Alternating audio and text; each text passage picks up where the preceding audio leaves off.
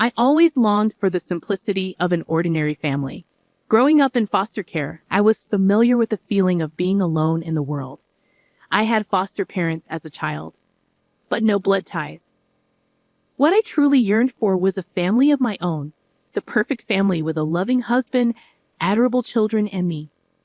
So when a kind-hearted man proposed to me, I was overjoyed. With this man, I thought I could finally build that ordinary family I'd always dreamed of. However, in believing so, I was the world's biggest fool. My husband, George, callously ordered me around after I came home from a long day at work.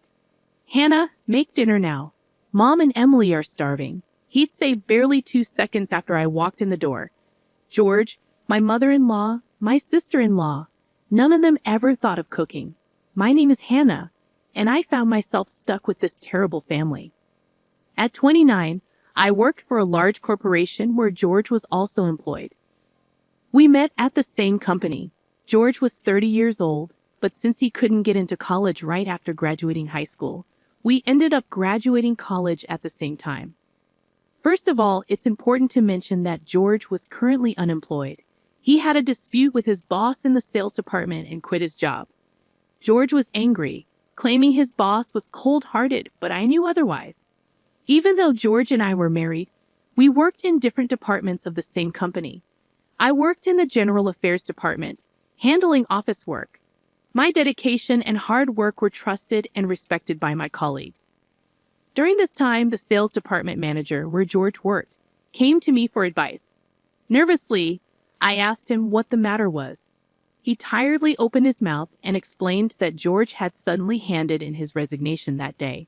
Shocked and confused, I had no idea this was happening. The manager explained the situation to me.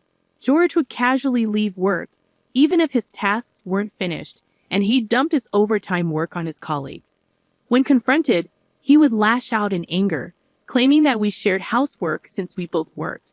He also insisted on leaving work on time, citing concerns for his mother and sister's well-being. Feeling guilty and embarrassed, I apologized profusely to the manager. However, he reassured me that it wasn't my fault. He expressed his disgust for George, who quit his job without consulting me, his wife. George believed he would quickly find a new job, but the reality was harsh. Despite his efforts in job hunting, he faced rejection after rejection. He resented his previous boss, convinced that he had sabotaged his chances with other companies. I can swear that my company does not engage in such practices. Even after submitting a resignation, it's common knowledge among working people to stay in the company for at least a month. There are matters like work handover and procedures to be dealt with. However, George slammed his resignation letter onto the manager's desk and went home the same day. It was obvious to me that such an unreasonable person would not be hired by any company. George was content with giving his small severance pay to his mother and sister. He was raised in a single-parent family with his mother and sister Emily. Their father divorced his mother and left, which seems to have been a wise decision. Both my mother-in-law and Emily are healthy and capable of working, but they do nothing. I pay for living expenses and do all the work. Whenever I asked George to help out at home, he yelled at me saying, "My mother and Emily are my precious family, girl. You should be devoted to helping us out." It made no sense to me, so I snapped back at him. "Forget about your mother, but Emily is 23 years old. At least let her get a part-time job." George adored Emily a lot, who was 7 years younger than him. Emily was also taking advantage of George's kindness, pleading for pocket money. As I firmly refused to give her money, George started working part-time. It was a job managing a warehouse for a courier service. George told people around him that he quit his job at a major corporation because his family was sick. He is a man who lies as he breathes just to keep his reputation. And so, George's part-time earnings became Emily's dating expenses. Not doing any housework or work, Emily started going out with men. I was fed up with my mother-in-law stealing bills from my wallet out of her grief for money. Even if I talked to George about it, he would get mad at me saying, "Take care of my mom if you're my wife." This is why I can't stand people who grew up all alone in foster care like you.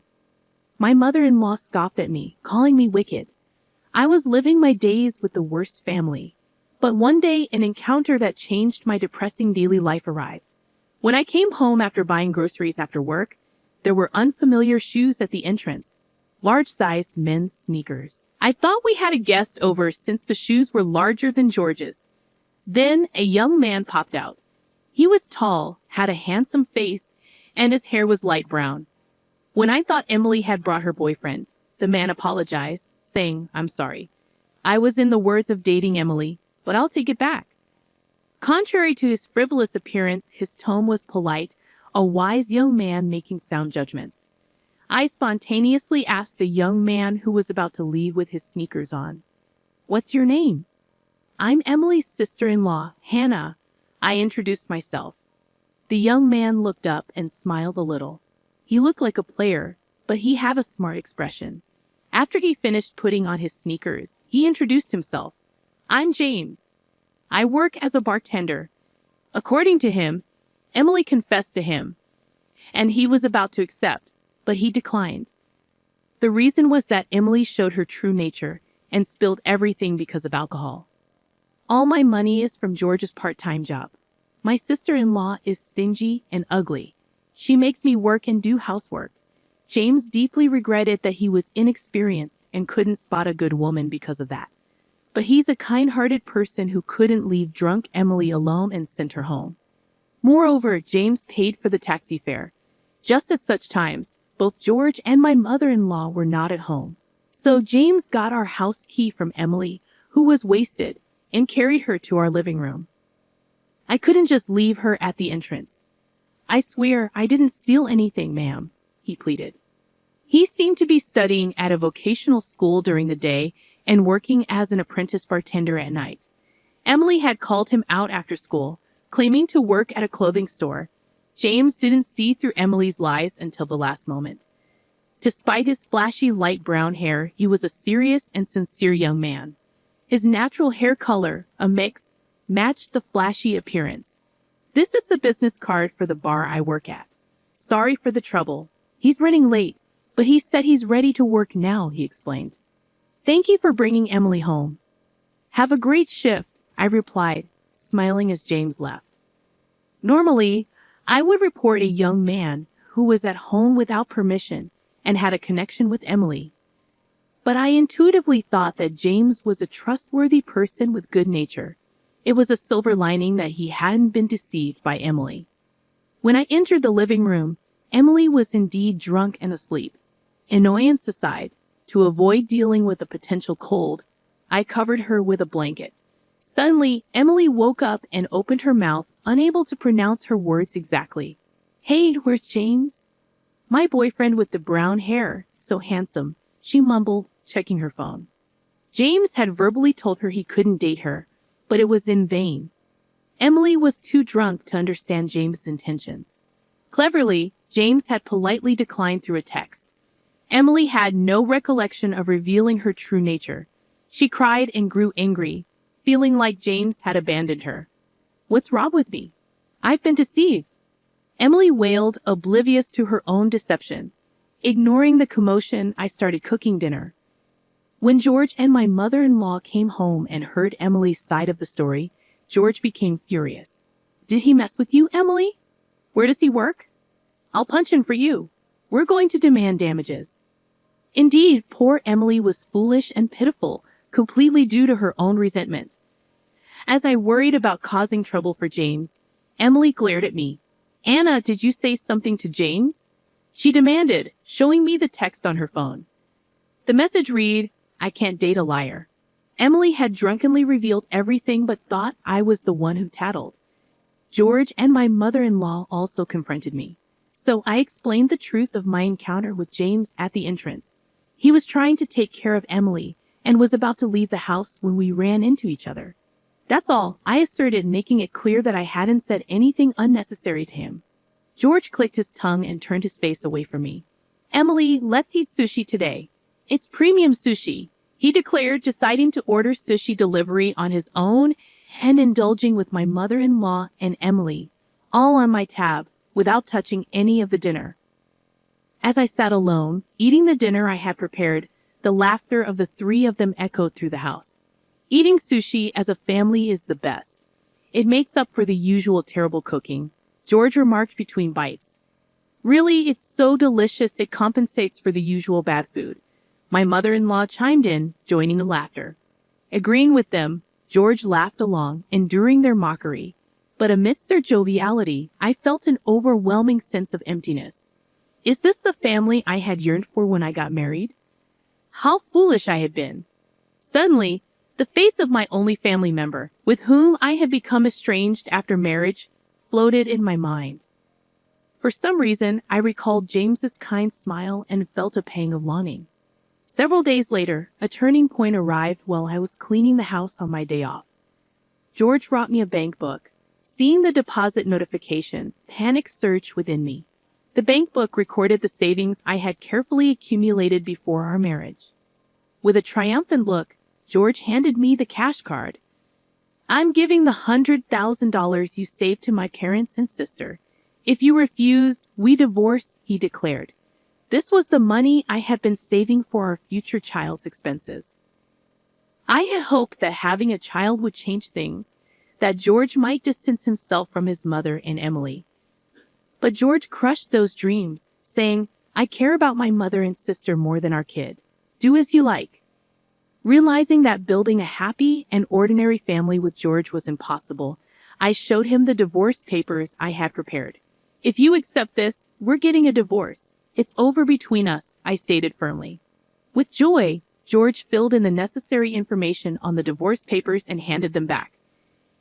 Ignoring his elation over the $100,000, I packed my bags and left the house, submitting the divorce papers, which got registered without a hitch. Returning to my adoptive father's house, I called him. Hannah, come back to your family home, he said. I, who had rebelled against my adoptive father since adolescence, felt tears welling up. Despite our strained relationship, my adoptive father forgave me, even though I had been ungrateful. Living quietly at home, memories from my childhood flooded back. I remembered being taken from the orphanage to my adoptive father's house.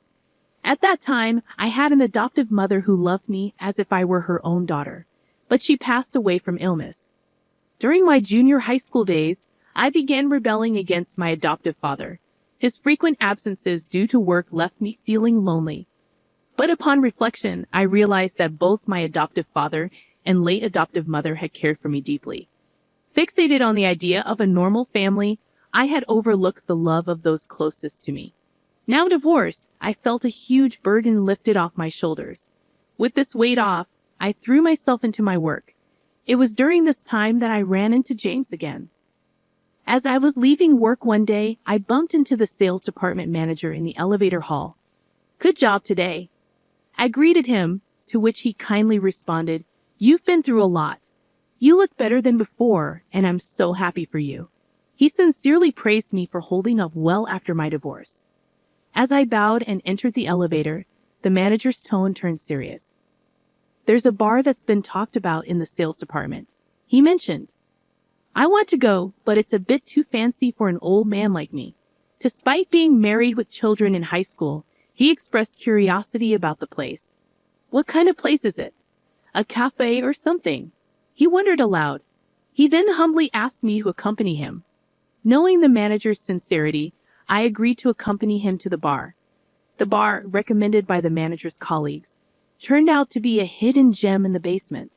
Don't be nervous, the manager reassured me as he opened the door to the shop. Inside, the decor was chic, appealing to younger crowds. But what shocked me was when I looked at the bar counter and saw James, the bartender I had encountered before my divorce. He seemed a bit surprised but quickly greeted me with a smile. Welcome, it's been a long time, Hannah, he said. The manager, noticing their interaction, raised his voice. Do you know each other? The women in my department have been talking about a very handsome man working here. He looks like an actor, he chuckled. James, however, downplayed it. Not at all. I'm just an apprentice bartender. What would you like to order? As I was not accustomed to bars, I let James recommend a drink for me. Meanwhile, the manager opted for a non-alcoholic cocktail. The atmosphere was serene and the clientele were refined. During our conversation, James mentioned that his father was the owner of the bar. Despite my initial rebellion and college pursuits, I found myself inspired by my father's line of work. As we sipped our drinks, I mentioned my recent divorce. The boss, unusually furious, commented, "That woman's ex-husband is outrageous." "I shouldn't have given him a retirement allowance," muttered the boss. "But did you get drunk on a non-alcoholic drink?" James prepared a mint soda, smiling at me as I forced a smile. He offered the Minnesota to the boss for free. The boss calmed down a bit and, while drinking Minnesota, asked, "Hey, mister, do you send drinks from other customers like in dramas?" James laughed cheerfully at the boss's serious question. "Ah, I've never done it. Urban legend, perhaps." Amidst the pleasant atmosphere at the bar, my phone suddenly rang. I was about to step outside, but James assured me it was okay to answer the call here. Upon confirming it was George, my ex-husband whom I had divorced, I was annoyed by the interruption of the fun gathering, but I answered due to the persistent calls. Before I could inquire about the purpose of the call, George complained loudly, "I can't withdraw money. Your balance is zero." Of course, that's after I transferred the deposit to another account. Would anyone keep a passbook with $100,000 deposit in a house where those three greedy people live? I retorted. The passbook George stole from me was a dummy. The real one was carefully hidden by me. That's how I still had the $100,000. When I informed him, George was dumbfounded. Meanwhile, my former mother-in-law and Emily were overseas, living luxuriously. They gambled, and as their funds started to run out, they attempted to dip into my $100,000. However, they couldn't withdraw the money and were distressed enough to call me. George threatened me to send all my assets immediately. I refused and handed over the dummy passbook obediently. I also relinquished the house in the property division, coldly declaring that I no longer knew anything about it. Meanwhile, James asked me to lend him my phone. In front of me and the boss, he ruthlessly demanded, "George, there is a tab of $3,000 for your sister's drinks. I'm sorry, but please pay." After saying only that, James returned my phone to me. "So work hard for your beloved mother and sister, big brother," I said as George cried for help. But I hung up the call. Apologizing for the fuss, James offered me a cocktail with a smile. "It's on me. An Andrew ginger ale for the boss. Let's toast to the refreshing turn of events. James, the boss." And I toasted to George's miserable fate. From then on, George truly fell into a hell of debt.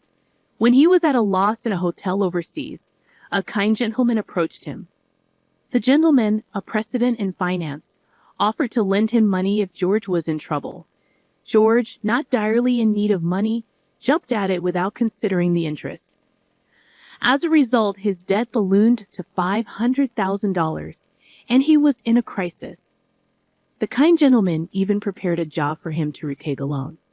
Now, it seems George is working on a fishing boat, and nobody knows where he is.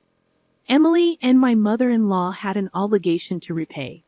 Working from morning till night except for sleeping, they sold their house and now live in a small apartment. I was going about my usual routine at my parents' home when, unusually, my foster father was also present. As we chatted, he remarked, "You're well prepared," pitching my ex-husband to the deep end, referring to the individual who lent money to George, effectively sending him into a financial trap. My foster father was a prominent figure in the financial industry, well connected in various fields. George was on a family trip abroad with the proceeds from selling all of my jewelry, which he couldn't have afforded with just his part-time job salary. When I got married, my foster father had instructed me to safeguard two things: the jewelry and the house. "I'm always amazed at your audacity, Dad," I quipped. My foster father had connections with the precious metal buyer that George utilized. He knew that George, who sold my jewelry, was going overseas. "You show up just in time in front of George, and you see through everything," I remarked, astounded by his foresight. Laughing, he mentioned that he also knew about my rapport with the young bartender. I nearly spat out my tea. I chuckled. The manager took a liking to James, so he brought other colleagues along to the bar. That's when my boss asked James, "Do you have someone you're interested in here? Be honest." Directed by my manager's leading question, James looked at me and confessed, I like you, Hannah. If you're okay with someone as inexperienced as me, let's get together.